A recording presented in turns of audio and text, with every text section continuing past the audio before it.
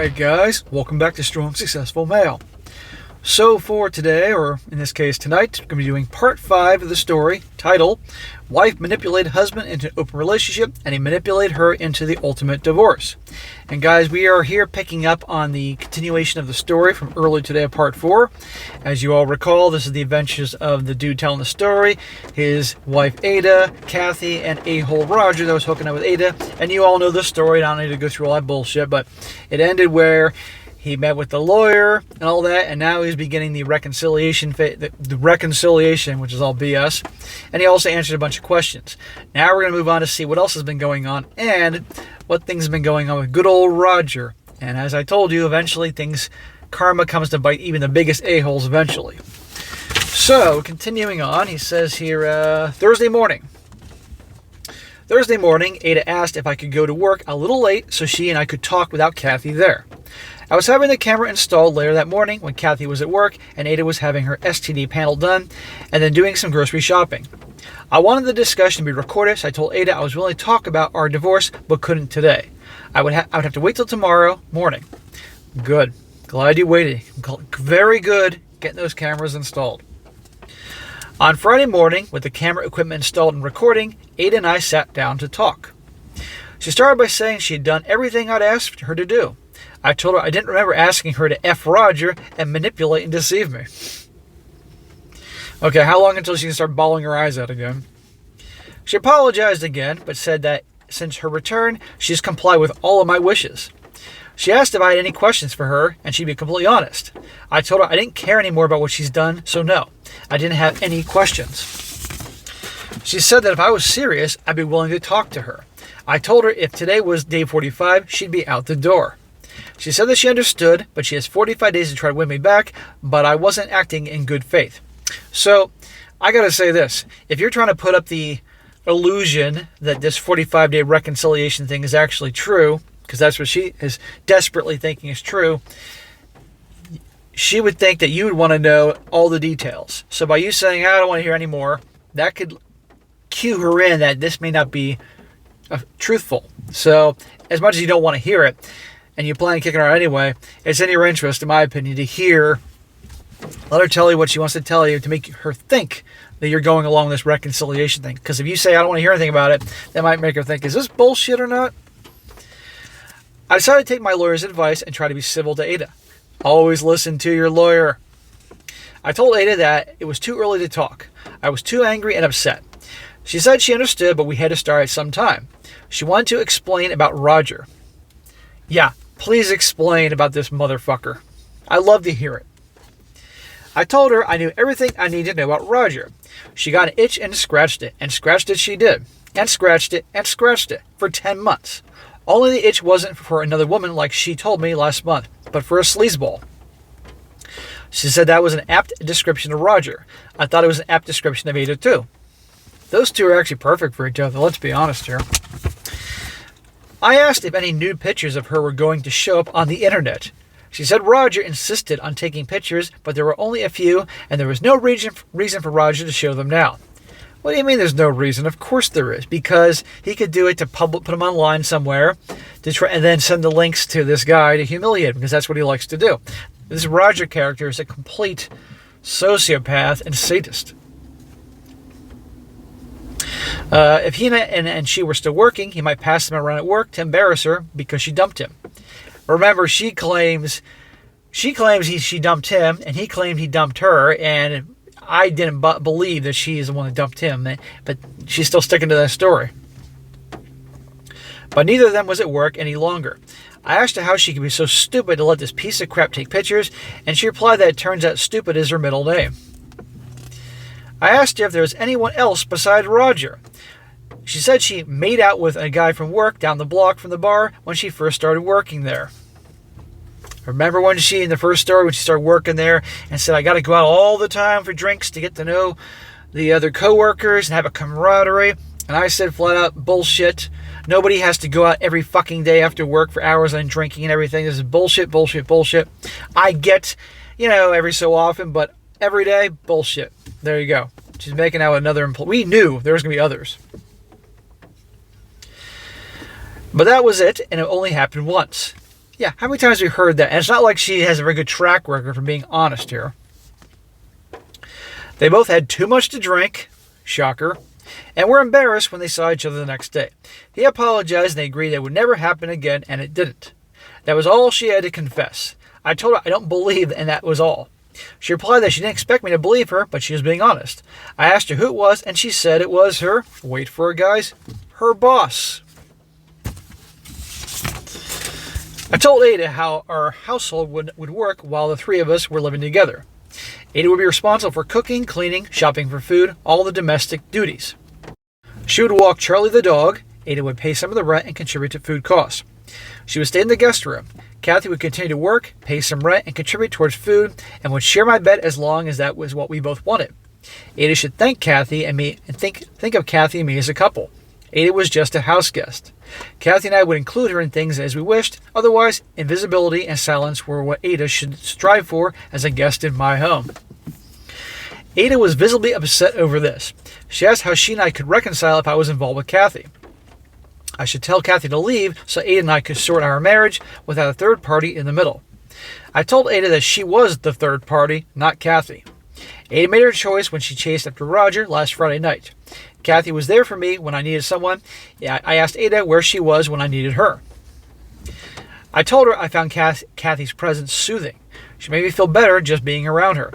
I told Ada that Kathy was offering me support that I couldn't get elsewhere. Certainly not Ada. And I told Ada the SEX with Kathy was really great. Well, again, it's Ada that served Kathy on a silver platter to him. I thanked Ada for all the thought and effort she put into getting Kathy and I to hook up. That was an incredibly generous thing for Ada to do. I told her I really appreciate her bringing Kathy into my life. My relationship with Kathy has been a wonderful experience for me and hopefully for Kathy too. Kathy was a terrific sexual partner. I thanked her again for what she did. Ada started crying, so I got up and went to work. Ada made our bed, and now I'm going to line it with Kathy. Too mean and petty? No. But I'm an asshole, so... and I got a whole bunch of assholes watching this. But then again, after everything she did to you, she deserves this. And you know what? On some fucked up level, I think she likes being punished. That night, after both Kathy and I arrived home, I asked Ada to go to her room so Kathy and I could talk. I love it. Go to your room. Ada was concerned, but did as I asked. We went into the kitchen to talk. I told Kathy about the conversation Ada and I had earlier. I asked her if what I said to Ada was a surprise in any way or wrong in any way. She said that her and I being friends or friends with benefits was fine with her. If she or I wanted something more or less someday, we can talk.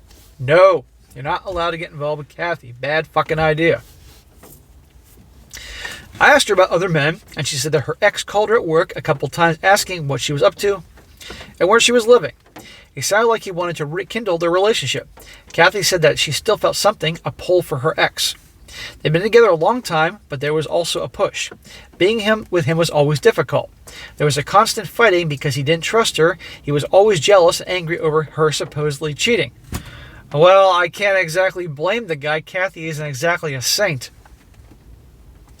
She was done with him and let him know that when he called. But there is that pull. If she ever wanted to act on it, she'd let me know.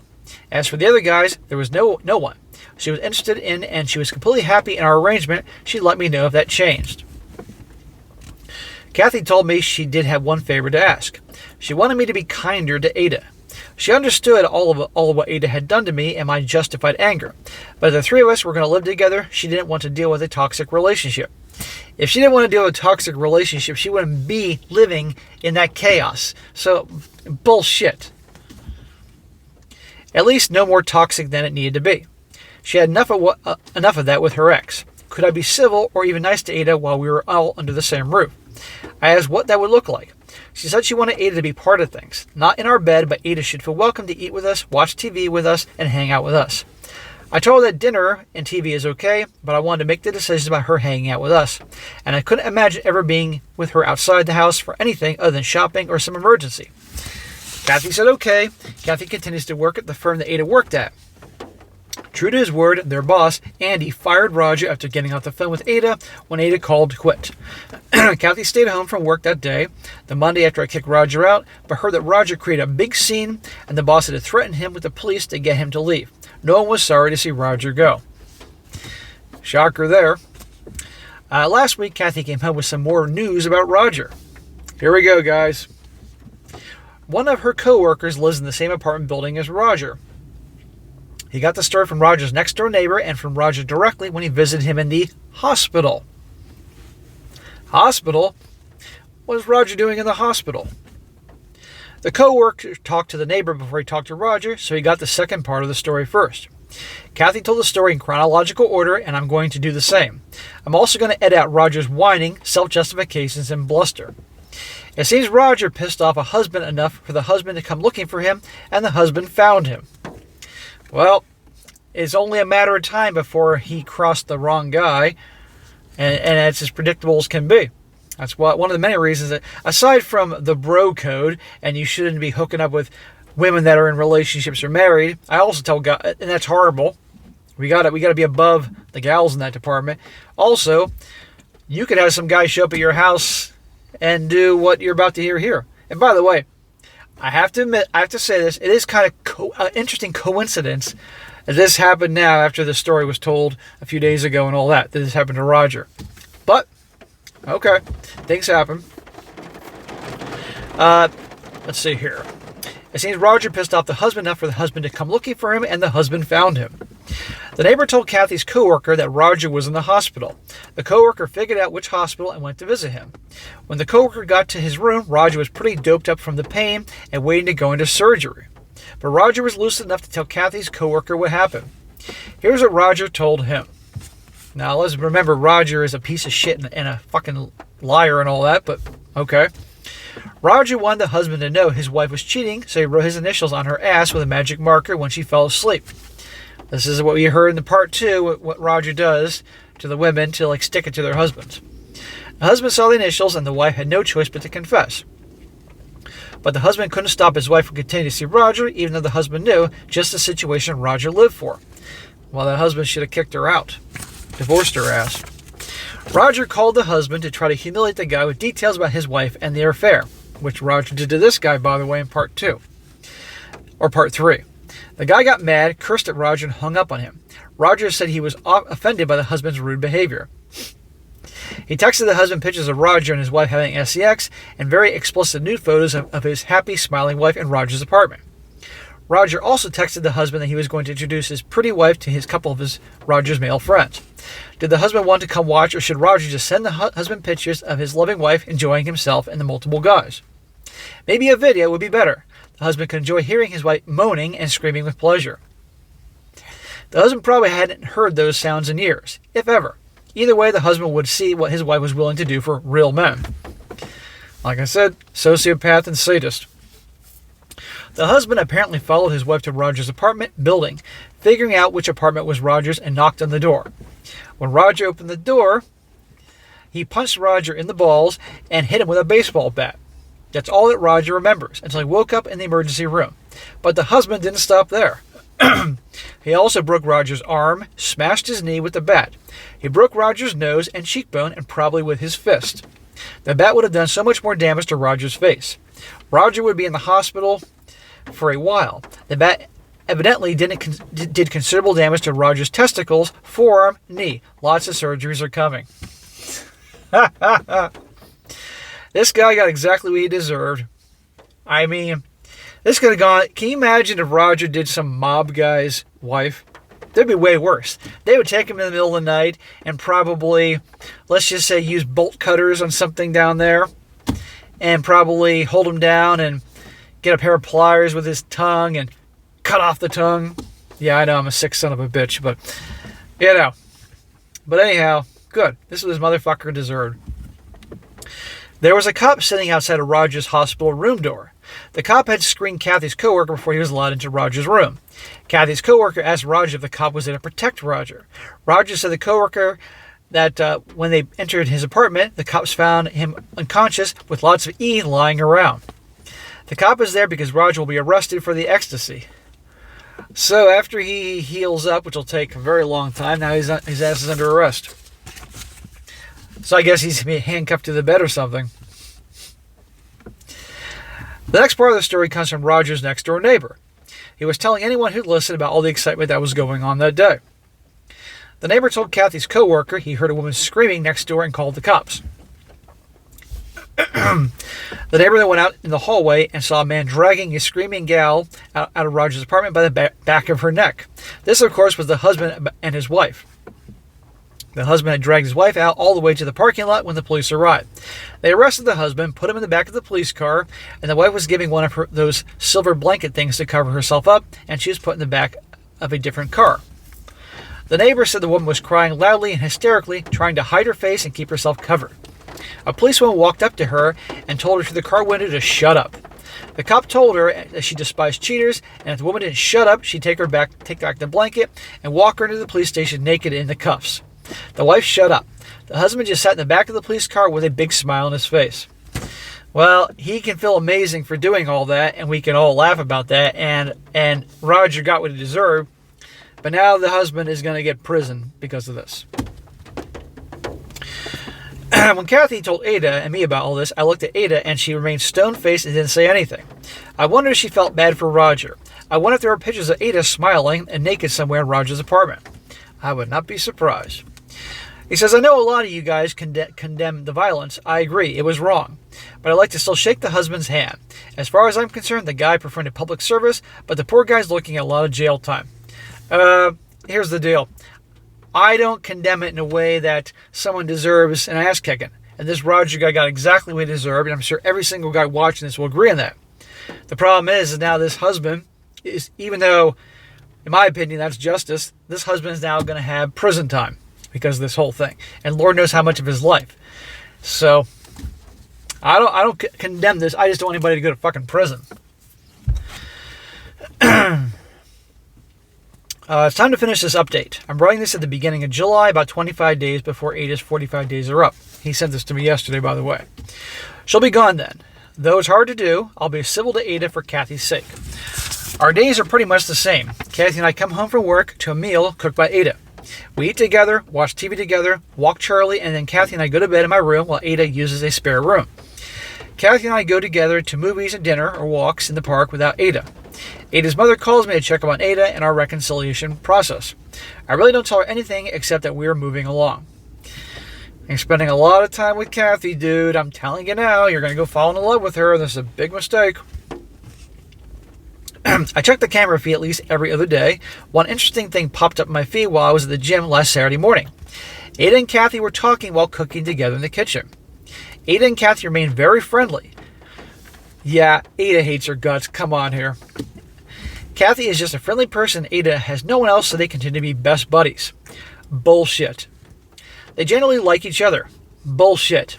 That's fine with me. Too much drama if they were fighting. Anyway, they were talking while I was at the gym. Ada was telling Kathy that she saw no sign of me coming around or taking her back, and she was very depressed. She hinted that Kathy was in the way. Kathy told Ada that she would leave if I wanted her out, or if it looked like Ada and I were actually reconciling. She'd get out of the way immediately. Kathy told her to keep trying if that's what she wanted to do, but Ada still about what Ada did to me, and that what she did was horrific. It may take longer than 45 days. Kathy asked Ada if she was really the one who broke up with Roger. Ada said, yeah, that was true. The night she invited Roger over for dinner, Ada said she planned to get me so high that her and Roger would hook up, and I'd be so stoned I wouldn't or couldn't do anything about it. So stoned I wouldn't care. Once it was done, the marriage was open. Remember how she was trying to get him to take the X and all that? He wouldn't do it. She was getting so pissed off and barking at him to take it and all that. There were other men besides Roger that she was interested in being with. Of course. But the sneaking around, having to account for her activities, and having to be home by 8 p.m. made it nearly impossible to be with other guys. Oh, poor Ada. Her little freaking fantasy and plan didn't work out completely. Roger was easy because his place was nearby. It was just too hard to hide the flings with other guys. Too likely, I'd become suspicious. When I didn't get high, she decided to force things. She was too high to realize what my reaction would be. The whole thing was stupid, but once it was done, Ada thought I'd go along with it to keep Kathy in our bed. Ada apologized to Kathy for the manipulation. Kathy didn't look happy with her being included in Ada's scheme, but didn't say anything. Again, I don't feel the least bit bad for Ada, for all of what she did. When she woke up the next day at Rogers, she realized from my reaction the night before she had to choose me or being with other guys, and she couldn't have both. She wanted to be with me more than any other guy. She loved me. Bullshit. They were just a bit of fun. No more other guys. Ada winked at Kathy.